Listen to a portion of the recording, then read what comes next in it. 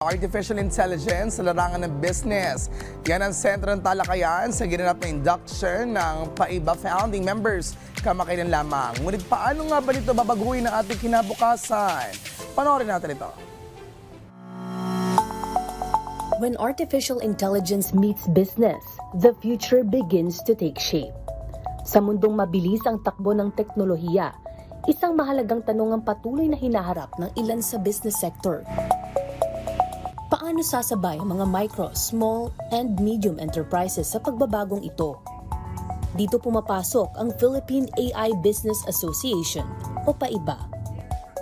So ang PAIBA is an association for Filipino SMEs. Ang goal po namin ay tulungan ang mga micro, small and medium enterprises para i-implement ang AI. And sinasabi natin na ito ang tamang panahon because importante na tayo'y mag-innovate. Sa naganap na induction ng PAIBA founding members, formal na nakilala ang mga haligi ng samahan na magsisilbing gabay sa maayos at responsableng paggamit ng AI sa negosyo.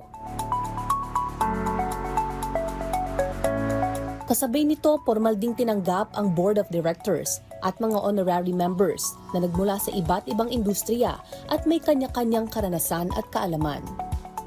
Batid ng PAIBA ang tunay na hamon ng lokal na negosyo, mula sa pagkilala ng makabagong teknolohiya hanggang sa aktual nitong paggamit. Sa pamamagitan ng hands-on learning, angkop na AI tools at gabay mula sa mga eksperto, tinutulungan ng PAIBA ang mga negosyo na magsimula at magpatuloy sa kanilang AI journey. Kaya ang goal po ng PAIBA is i-combine both ang business associations at ang tech people under one roof. Kasi naniniwala po kami na kung gusto natin na i-fast track ang adoption ng AI, lalong-lalo na sa mga maliliit na negosyo, dapat po nasa isang room ang businesses at tech people.